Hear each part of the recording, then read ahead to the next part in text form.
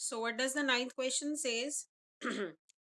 Find the position vector of a point R which divides the line joining two points P and Q whose position vectors are 2a plus b and a minus 3b externally. इस word पे आप ध्यान देंगे, externally है बच्चे, क्योंकि बहुत confuse कर जाते हैं। नॉर्मली उनको इंटरनली का फॉर्मूला याद रहता है और इंटरनली का फॉर्मूला अप्लाई कर देते हैं। तो ये आप जरूर देख लेना कि इंटरनली पूछा है या एक्सटर्नली पूछा है। So he has asked the position vector of a point R which divides the line joining two points P and Q whose position vectors are 2a plus b and a minus 3b externally in the ratio 1:2। तो ये बहुत ही simple सा एक plane question हो गया, बिल्कुल plane question है, direct question है कि रेशियो आपको दिया हुआ है 1:2 और यूजिंग सेक्शन फॉर्मूला, क्योंकि एंड पॉइंट्स के भी हमें पोजीशन वेक्टर्स दिए हैं, तो यूजिंग सेक्शन फॉर्मूला हम कोई भी एक पॉइंट आर के जो पोजीशन वेक्टर निकाल सकते हैं आर का। उसके बाद also show that P is the mid point of the line segment R Q.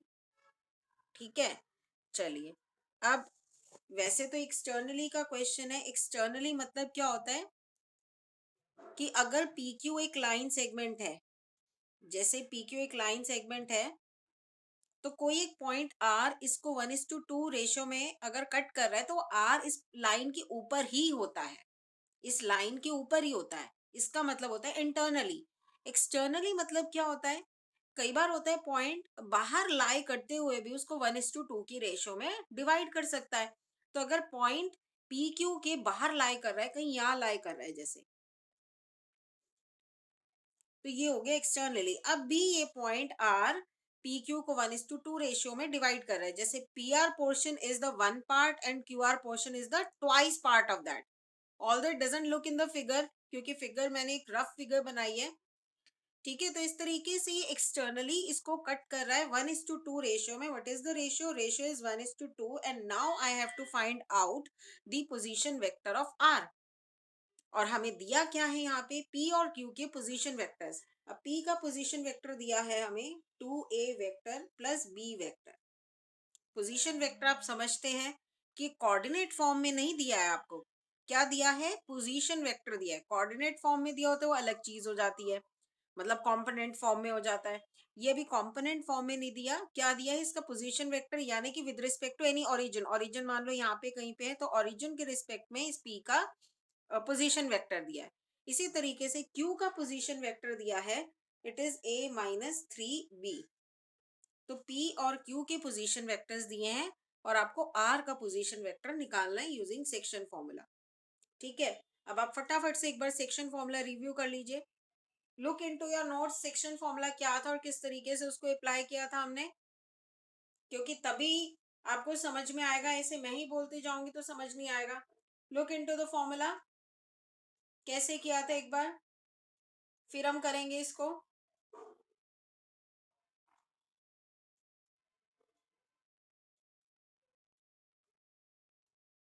देख लिया, अब अप्लाई करो, ट्राई करो इस क्वेश्चन को, बहुत ही सिंपल क्वेश्चन है। देखिए, अब यानी कि ओ आर वेक्टर, आर का पोजीशन वेक्टर हम निकाल रहे हैं, तो आप ओ आर वेक्टर लिखेंगे या फिर position vector of R language में लिख सकते हैं। That means position vector of R क्या आएगा,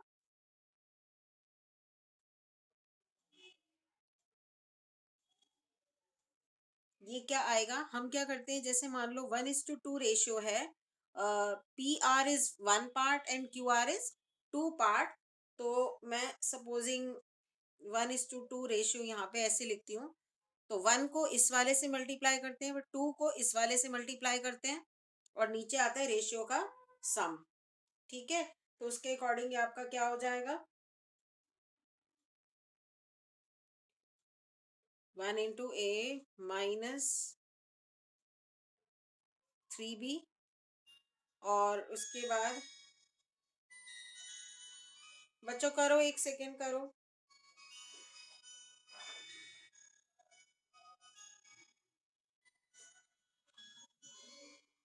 हेलो बोलो। हाँ बोलिए।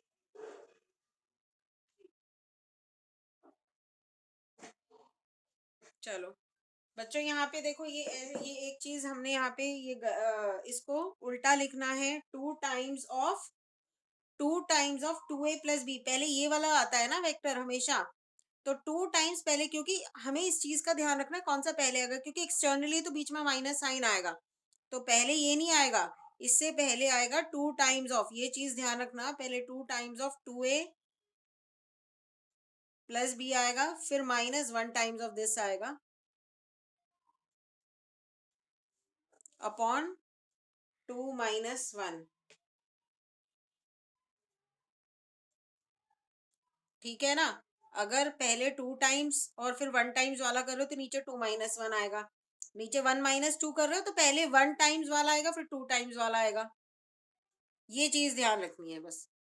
तो बस इसको ओपन करो, ये आपका क्या आ जाएगा, this is 4a vector plus 2b vector minus a vector plus 3b vector upon 1 आ जाएगा। तो ये आपका आ गया 3a+5b। ठीक है, आज हमें कंप्लीट करना है बच्चों ये chapter. Although there are very less questions left, बहुत कम क्वेश्चंस रहते हैं, ये सारे हमें कंप्लीट करने हैं। थोड़ी फटाफट करते हैं। और उसके बाद देखिए एक और पार्ट इसका क्या है, also show that P is the mid point of line segment R Q. हमें शो करना है पी आर क्यू का मिड पॉइंट है। अब आप कहेंगे फिगर में ऐसा दिख तो नहीं रहा, मैंने आपको पहले ही बताया कि फिगर मैंने एक फेक फिगर बनाई है, क्योंकि एक्चुअल फिगर जो अगर हम बनाने लगे तो वो डिफरेंट बनेगी।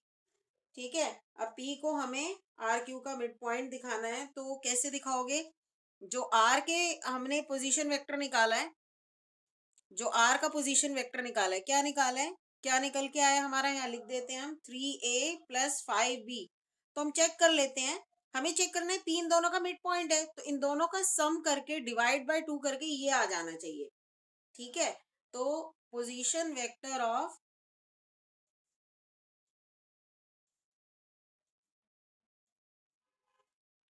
The mid point of R Q के मिड पॉइंट की पोजीशन वेक्टर हम निकाल रहे हैं, तो वो आपका आ जाएगा OQ प्लस OR। दोनों के पोजीशन वेक्टर ऐड करके डिवाइड बाय 2 हम करेंगे, तो ये आ जाएगा आपका OQ है a-3b प्लस OR है आपका 3a+5b अपॉन 2। तो देखो क्या आ रहा है, फटाफट से कर लेते हैं। 4a वेक्टर डिवाइड बाय 2 करा 2a vector, 5b - 3b is 2b, 2b को इससे डिवाइड किया 2 से तो plus b, which is nothing but position vector of p। यानी कि p इसका मिड पॉइंट निकल के आ रहा है, बस वही चेक करके हमें दिखाना था।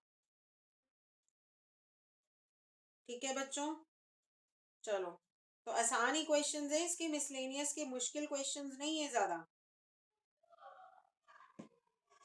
देखो अगला question, question number 10। The two adjacent sides of a parallelogram are, parallelogram की 2 एडजेसेंट साइड्स हैं, ये और ये। ठीक है, find the unit vector parallel to its diagonal. तो आपको पता है कोई भी पैरेललोग्राम हो उसकी एडजेसेंट साइड्स अगर दी हैं तो डायगोनल क्या होता है, उसका रिजल्टेंट यानी कि उसका सम। ठीक है ना, याद होगा आपको। पैरेललोग्राम की अगर एडजेसेंट साइड्स के आपको पोजीशन वेक्टर्स अगर पता है, कंपोनेंट फॉर्म में पता है चाहे दूसरे फॉर्म में पता है वेक्टर फॉर्म में, लेकिन अगर आपको एडजेसेंट साइड्स पता है तो उसका डायगोनल क्या होता है, उसका रिजल्टेंट। और रिजल्टेंट मैंने आपको पहले भी बताया था क्या होता है, सम। तो अगर ये ए वेक्टर है ये बी वेक्टर है, तो डायगोनल क्या होता है, ए वेक्टर प्लस बी वेक्टर। ठीक है, दोबारा बताती हूँ, अगर ये ए है ये बी है तो ये डायगोनल क्या होता है, A+B। ठीक है, तो हमें एक यूनिट वेक्टर निकालना है उसके पैरेलल। तो अगर मान लो A+B हो गया डायगोनल, उसके पैरेलल यूनिट वेक्टर निकालना है, तो यूनिट वेक्टर करने के लिए क्या करते हैं, उसी के मैग्नीट्यूड से डिवाइड कर देते हैं। ठीक है, और बाद में उस पैरेललोग्राम का एरिया भी हमें निकालना है। चलो करते हैं। तो ये चीजें आप ध्यान रखें, हमेशा आपको इस चैप्टर में रटाया है। यूनिट वेक्टर के लिए क्या करते हैं, जिसके लॉन्ग यूनिट वेक्टर निकालना है उसी के मैग्नीट्यूड से उसको डिवाइड कर देते हैं। रफ एक फिगर बना लेते हैं ताकि समझना आसान रहेगा। यहाँ पे ए बी सी डी, ये हुआ आपका 2i minus 4j plus 5k। ये ए बी साइड ले ली और ये मान लो i minus 2j minus 3k। इसको मैं ए वेक्टर लेट कर लेती हूँ, इसको मैं बी वेक्टर लेट कर लेती हूँ। ठीक है, तो अब डायगोनल क्या हो जाएगा? Diagonal is nothing but A plus B. तो A plus B,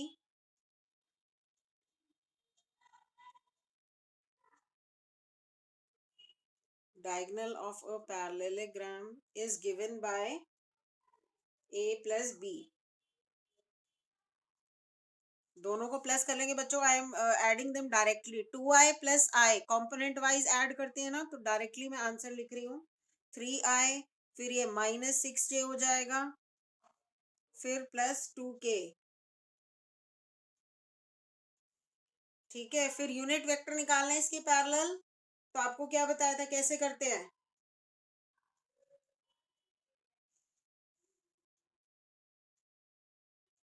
unit vector parallel to A plus B के पैरेलल हमें यूनिट वेक्टर निकालना। आप चाहें तो इसको एक सी वेक्टर अलग से एक नाम दे सकते हैं, अगर आप देना चाहें तो। अब इसके पैरेलल एक यूनिट वेक्टर निकालना है, तो इसी के मैग्नीट्यूड से हम डिवाइड कर देंगे, divide by magnitude of A plus B.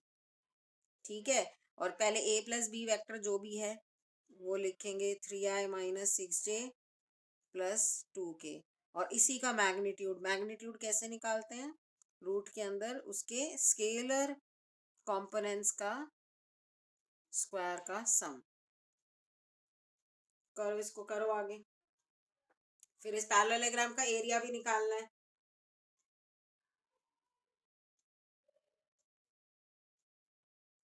Seven आ जाएगा, ये करें फटाफट से। 3i minus 6/7j plus 2/7k।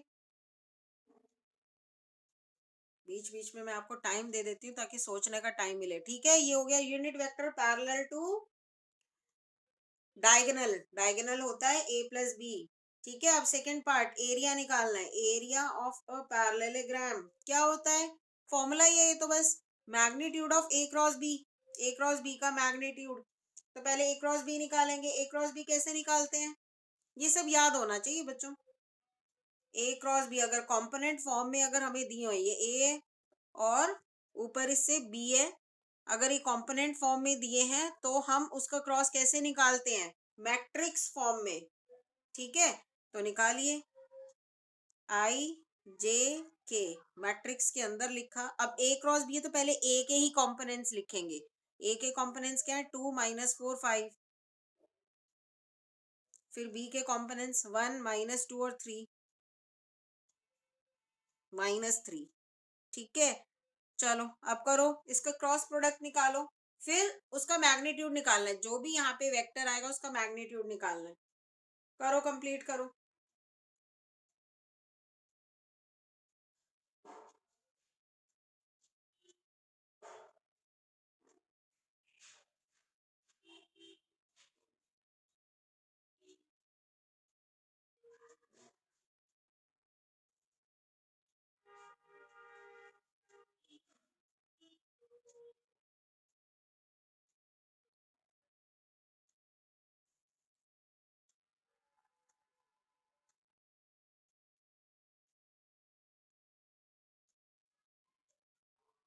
पीछे से आंसर मैच कर लेना बच्चों।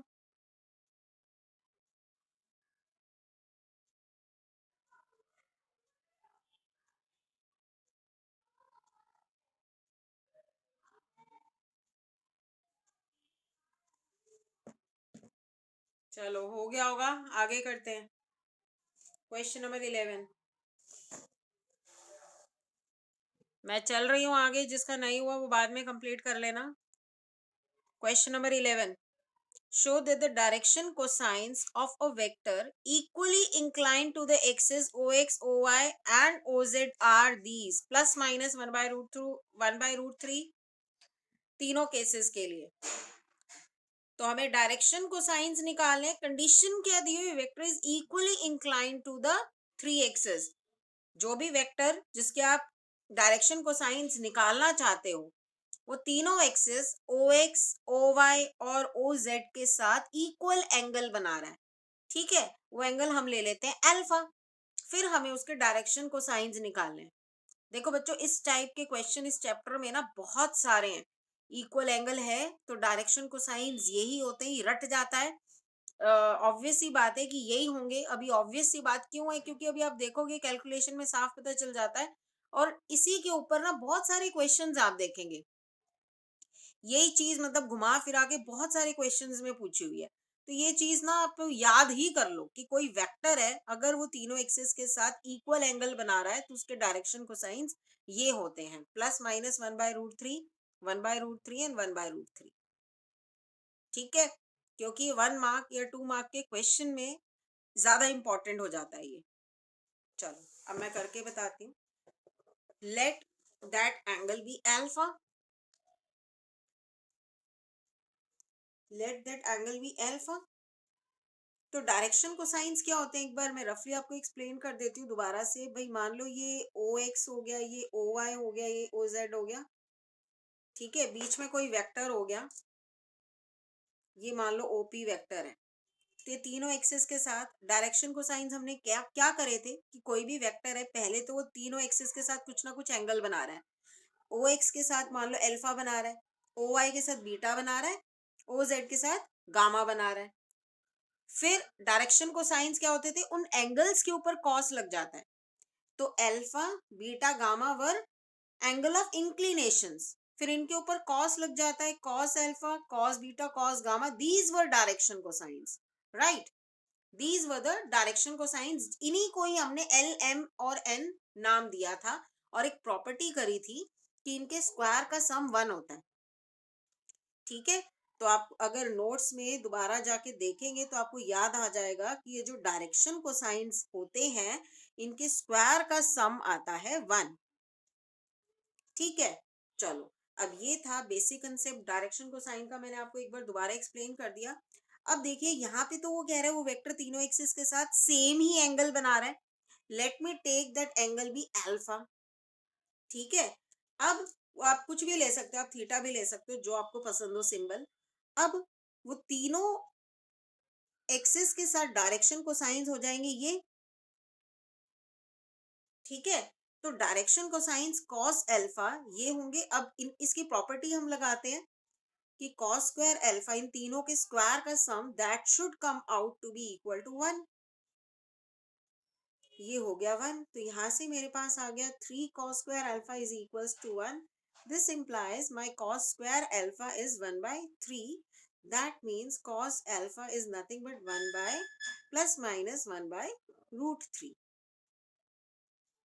आ गया ना cos alpha की वैल्यू।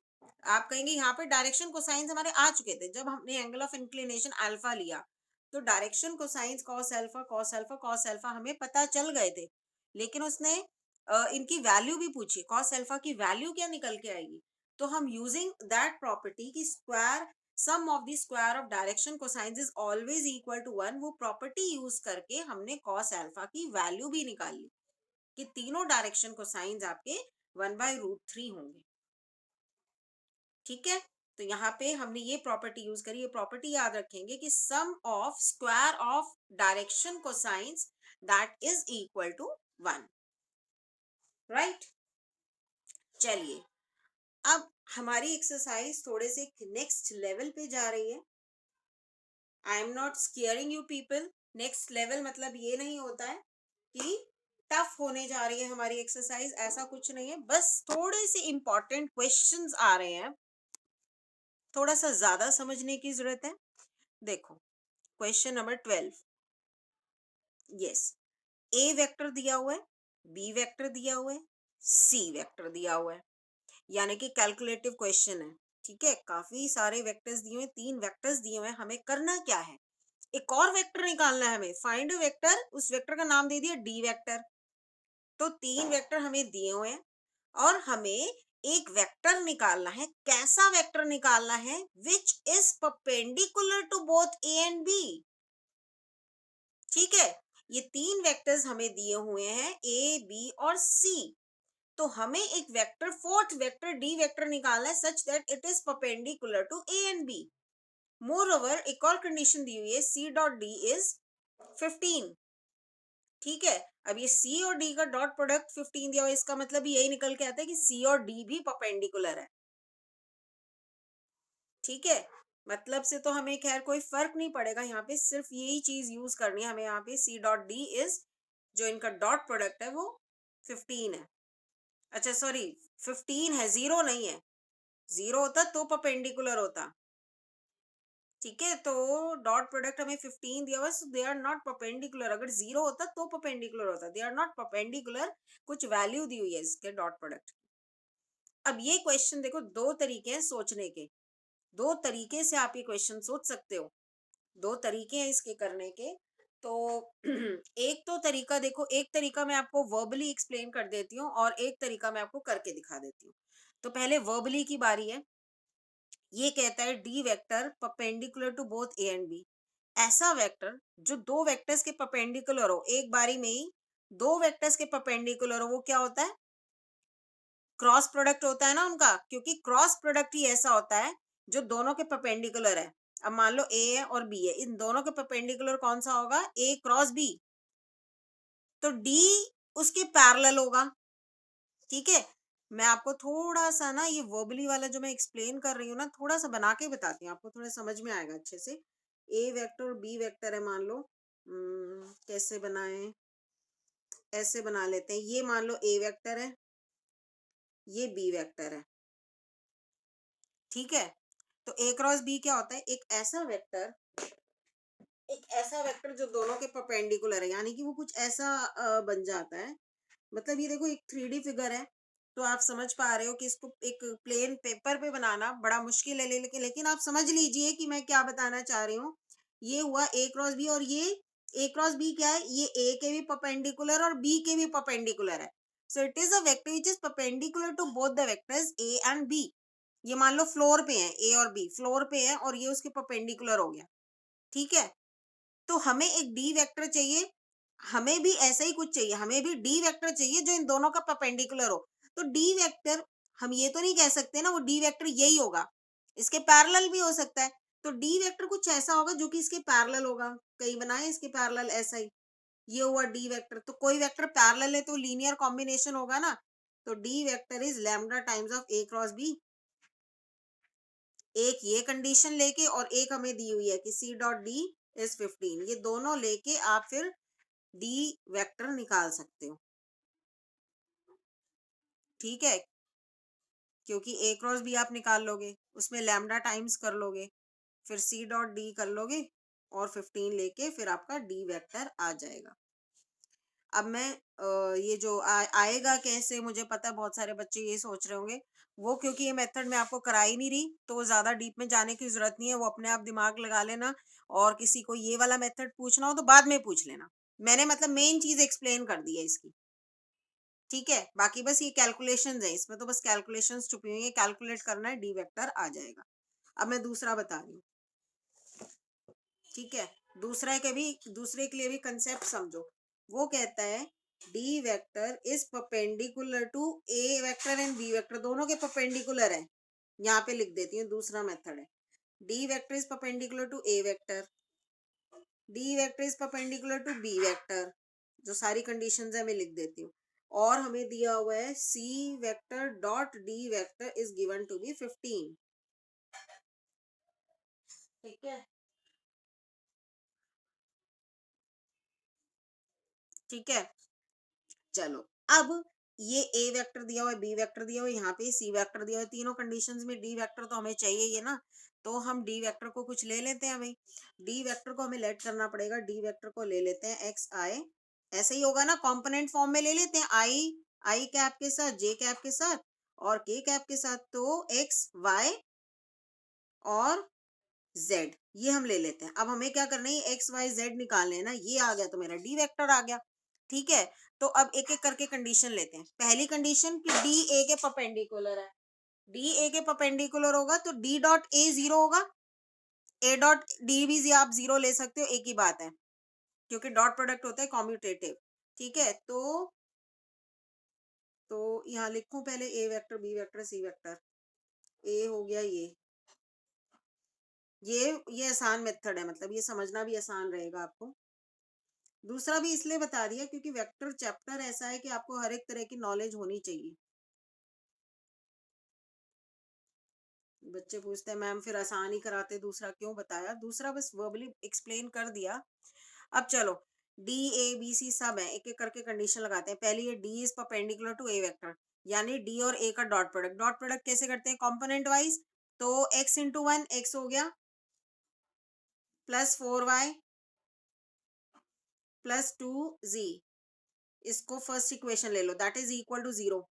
इसको फर्स्ट इक्वेशन ले लो, ठीक है। ऐसे ही और आ जाएगी ना, इसी तरह से अगले से एक और इक्वेशन आ जाएगी। डी डॉट बी 0 हो गया यहाँ से, क्योंकि ये परपेंडिकुलर है। डी डॉट बी यानी डी को बी के साथ करो, तो 3x minus 2y plus 7z, ये 0 हो गया। ये सेकंड कंडीशन। फिर थर्ड कंडीशन में ये हमें सी और डी का डॉट लेना है, तो सी और डी का डॉट ले लो। ये हो गया 2x minus Y plus 4z, ये हमें 15 दिया हुआ है। अब इन तीनों को आप सॉल्व कर सकते हो ना, तीनों से आप एक्स वाई जेड की वैल्यू निकाल सकते हो। अब ये सॉल्व करना आपके ऊपर है, इसके लिए कोई एक हार्ड एंड फास्ट रूल नहीं है कि आपको वही यूज करना है। You can use anything. आप मैट्रिक्स मेथड से भी निकल जाएगा, ये पता है, बट वो नहीं कर देना यहाँ पे। आई थिंक ऐसे अलाउ नहीं करेंगे शायद, क्योंकि मतलब इसको सब्स्टिट्यूशन मेथड से कर लेना, या तो मतलब apply any kind of method. आपको एक्स वाई जेड की वैल्यू निकालनी है, फिर एक्स वाई जेड की वैल्यू निकल जाएगी तो आपको पता है आगे क्या करना है। यहाँ पे सब्स्टिट्यूट हो जाएगा डी में, and you will get your D vector. ठीक है, चलो। तो इस तरह के क्वेश्चन आते हैं एग्जाम में, ध्यान रखिए। मैं जिन जिन क्वेश्चंस के लिए बोल रही हूँ उनको अच्छे से कर लीजिएगा। एग्जाम्स में आते हैं, बोर्ड एग्जाम में अपीयर होते हैं ऐसे क्वेश्चंस। ठीक है, चलो अब मैं आगे चल रही हूँ, इसको यहीं पे छोड़ते हुए, क्योंकि आई नो ये आप आगे कर लेंगे, क्योंकि वो आगे वेक्टर चैप्टर का काम नहीं है, वो तो बस कैलकुलेशंस हैं, सिंपल कैलकुलेशंस, वो आप सॉल्व करके इसकी वैल्यू निकाल के डी वेक्टर निकाल सकते हो। ठीक है, चलो अब देखो नेक्स्ट क्वेश्चन 13th। ये देखो 14th क्वेश्चन में ना कुछ रिटर्न में प्रॉब्लम है, वो तभी बता दूंगी। 13 देखो पहले, the scalar product of vector this with a unit vector along the sum of vectors this and this is equal to 1। ठीक है, कंफ्यूजिंग सा दिया हुआ है बट कितना सिंपल है, कुछ नहीं है। डॉट प्रोडक्ट के ऊपर क्वेश्चन है, क्या दिया हुआ है? The scalar product of, scalar product यानी डॉट प्रोडक्ट किस किस का लेना है? The scalar product of vector this, और किसके साथ लेना है? With unit vector along the, मतलब इसका एक और वेक्टर के साथ डॉट प्रोडक्ट लेना है। वो दूसरा, पहला वेक्टर तो ये, दूसरा वेक्टर आपको बनाना पड़ेगा। वो वेक्टर क्या है? It is a unit vector along the sum of this and this. तो पहले इसका सम करोगे, उसके अलोंग यूनिट वेक्टर लोगे। तो यूनिट वेक्टर कैसे लेंगे? पहले इसका सम करोगे, उसके अलोंग यूनिट वेक्टर लेने के लिए मैग्नीट्यूड से डिवाइड करोगे, और फिर कह रहे हैं वो जो वेक्टर तैयार होगा इसका और उस वेक्टर का डॉट प्रोडक्ट है 1, फिर आपको लैम्डा निकालना है। ठीक है, तो क्वेश्चन आसान है, बस स्टेप्स ज्यादा है। तो अभी हम क्या करते हैं, इनको नेमिंग कर देते हैं, ए बी और सी, तो बोलना आसान रहेगा थोड़ा। ए वेक्टर, बी वेक्टर और सी वेक्टर, इनको नेमिंग कर देते हैं।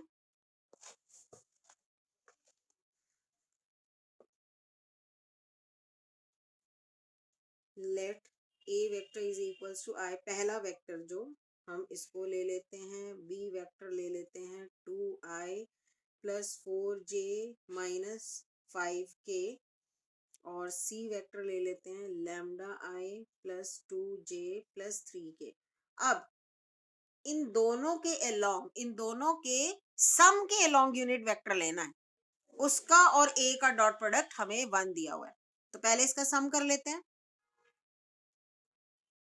ये हो गया सम मान लो, और इसके अलोंग यूनिट वेक्टर लेना है तो डिवाइड करेंगे इसी के मैग्नीट्यूड से। ठीक है, तो ये डायरेक्टली हम कर देते हैं एग्जाम में, तो आप इसको स्टेप बाय स्टेप करके दिखाओगे। तो करिए, बनाइए इसका यूनिट वेक्टर, सम करो, लैम्डा की फॉर्म में आएगा 2 प्लस लैम्डा, 2 प्लस लैम्डा आई प्लस 6j माइनस 2k करो। फिर नीचे यूनिट वेक्टर में भी कैलकुलेटिव सा है, ये आगे जाके तो मैं अभी आपके ऊपर ही छोड़ दूंगी, एक दो स्टेप्स कर लो इसके बस।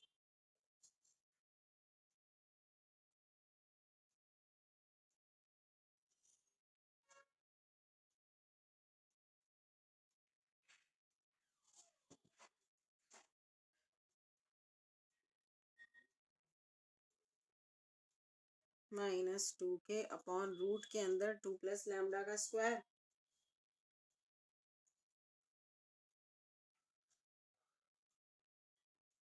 प्लस 6 का स्क्वायर। करो करो, करते जाओ अपने आप।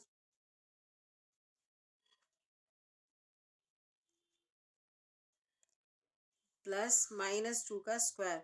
अब ये जो आया इसका ए के साथ डॉट प्रोडक्ट 1 है, समझ रहे हो? तो बस कैलकुलेशंस थोड़ी सी हार्श हो गई हैं। ये देखो 1 के साथ इसका ये कंपोनेंट हमने मल्टीप्लाई किया, डॉट प्रोडक्ट क्या होता है। अब इसको आप थोड़ा सा ओपन कर लेंगे तो थोड़ा सा इजी लगेगा ये, ठीक है?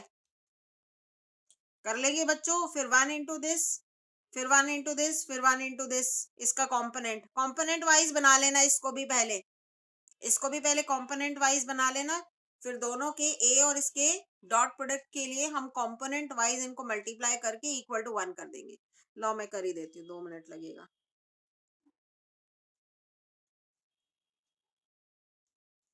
ओपन किया इसको, 4 plus 2 lambda plus lambda square, तो लैम्डा स्क्वायर तो पहले अलग से ही ले लो, फिर लैम्डा का टर्म ले लो प्लस 4 लैम्डा, बाकी सब कॉन्स्टेंट्स इकट्ठे कर लो। क्या है 4 प्लस 36 प्लस 4 44 आ गया। तो कंपोनेंट वाइज ये हो गया 2 प्लस लैम्डा अपॉन दिस, ये चलता रहेगा, plus 6 upon this minus 2 upon this. अब इनका डॉट प्रोडक्ट क्या होगा 1। आई का इधर कंपोनेंट 1 है, इधर आई का कंपोनेंट क्या है 2 प्लस लैम्डा ओवर रूट वाला सारा, ठीक है? प्लस फिर 1 इंटू जे का कंपोनेंट क्या है 6 अपॉन रूट वाला सारा। I am not writing the things inside the root, वो आप खुद लिख लेंगे। ये सिमिलर का साइन है, इसको 11 मत समझ लेना। प्लस फिर -2, इसको भी 1 के साथ मल्टीप्लाई करना है ना, तो -2 अपॉन रूट वाला सारा, that should be equal to 1। अब ये कैलकुलेट आप कर सकते हो, I know, and find out the value of lambda, ठीक है? थोड़ा सा एक दो स्टेप्स आगे तक कर लो, फिर हम नेक्स्ट क्वेश्चन करेंगे। पूरा कर पाओगे 1 मिनट में तो बहुत अच्छी बात है, because we don't have much time. करो बच्चों करो, इसके बाद नेक्स्ट क्वेश्चन करेंगे। नेक्स्ट क्वेश्चन थोड़ा सा करेक्ट करना पड़ेगा, बुक में थोड़ा गलत दिया हुआ है।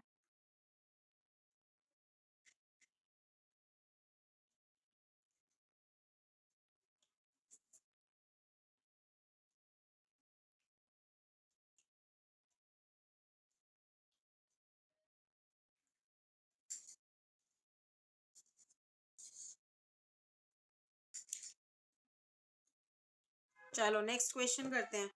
नेक्स्ट क्वेश्चन देखिए मेरी बुक में से करेक्ट कर लीजिए। I have corrected this question in my book.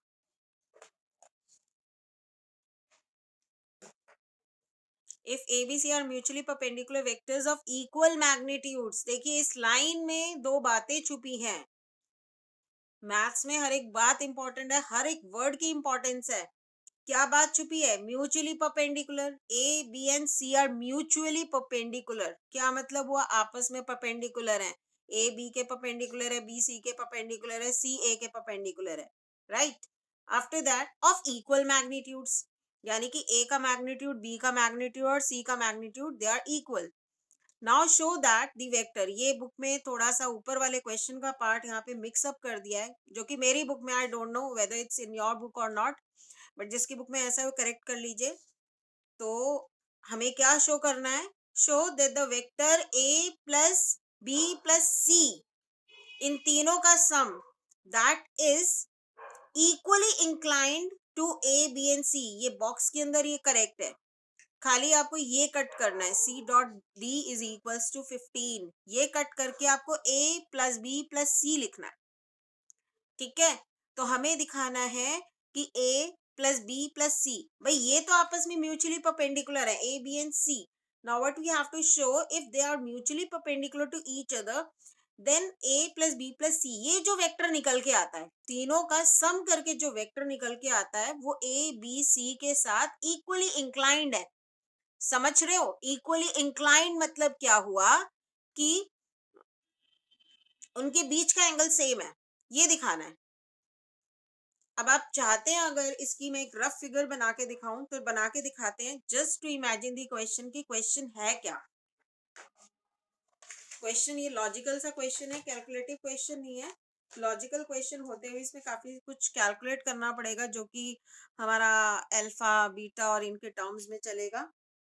देखो A B C mutually perpendicular, तो कुछ ऐसी सिचुएशन हो गई, ए ये ले लिया, बी ये ले लिया, सी ये ले लिया. Now they are mutually perpendicular to each other. और A plus B plus C एक वेक्टर कहीं मान लो ऐसा बना,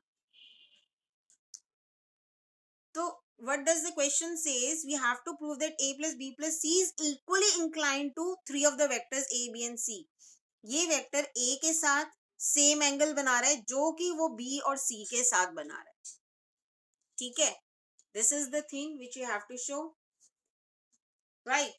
चलिए अब कैसे करेंगे, पहले हम कंडीशंस लिख लेते हैं. आपस में म्यूचुअली परपेंडिकुलर हैं तो a dot b is zero because they are perpendicular to each other. Next इसी तरीके से b dot c is zero,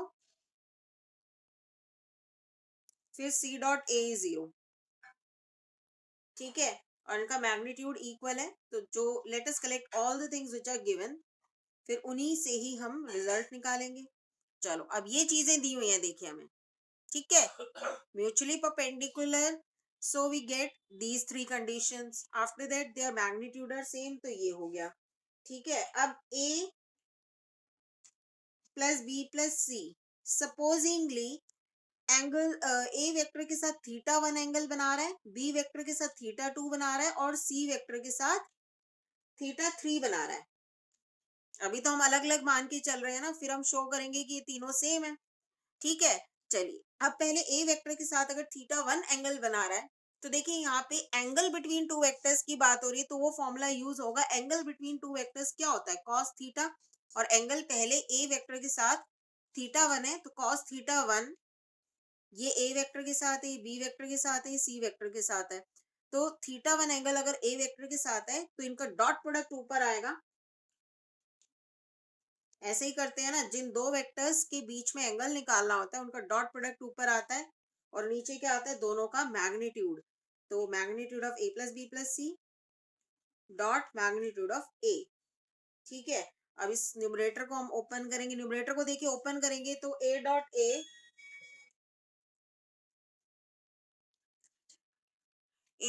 ए आ जाएगा और B dot A C dot A, देखिए मैं डायरेक्ट लिख रही हूँ, B dot A C dot A वो तो आपके जीरो हो जाएंगे, है ना, क्योंकि हमारे पास ऊपर वो जीरो है. तो ए डॉट ए आपका हो जाएगा मैग्नीट्यूड ऑफ ए का स्क्वायर.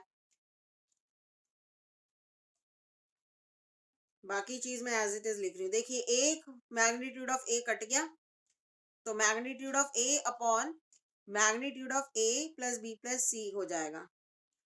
थोड़ा सा टफ लगता है बच्चों को ये क्वेश्चन, लेकिन देखिए इसमें टफ वाली कोई बात नहीं है. अब ये कॉस थीटा वन हो गया. कॉस थीटा वन क्या है, ए प्लस बी प्लस सी का जो ए के साथ एंगल बन रहा है, ऐसे ही बी के साथ एंगल क्या बन रहा है, cos theta two. cos theta two निकालेंगे, ऐसे ही cos थीटा टू देखो इससे कंपेयर करेंगे तो वो बी वेक्टर का मैग्नीट्यूड अपॉन ए प्लस बी प्लस सी आ जाएगा. ऐसे ही cos थीटा टू हम निकालेंगे. हमें तो ये तीनों इक्वल दिखाने हैं ना, थीटा वन थीटा टू और थीटा थ्री. यही मोटिव है हमारा. Don't forget the motive. लंबे क्वेश्चंस में बच्चे भूल जाते हैं कि हमें करना क्या था. ठीक है, so I am reminding you, you have to prove these three angles to be equal. अब देखिए जरा इनका रिजल्ट्स जो आए हैं क्या वो इक्वल है. इनके जो रिजल्ट्स आए हैं कॉस थीटा वन का, कॉस थीटा टू का, कॉस थीटा थ्री का, अगर ये तीनों इक्वल होंगे तभी हम कह पाएंगे कि तीनों कॉस इक्वल हैं. अब वो इक्वल है क्योंकि डिनोमिनेटर्स तो देखिए इक्वल है, moreover numerators are equal. देखो ये कंडीशन भी यूज करनी है ना अभी हमें कि तीनों के मैग्नीट्यूड बराबर है. अब यहाँ पे ये यूज हो जाएगी कि ए बी सी का मैग्नीट्यूड सेम है, देयरफॉर वी हैव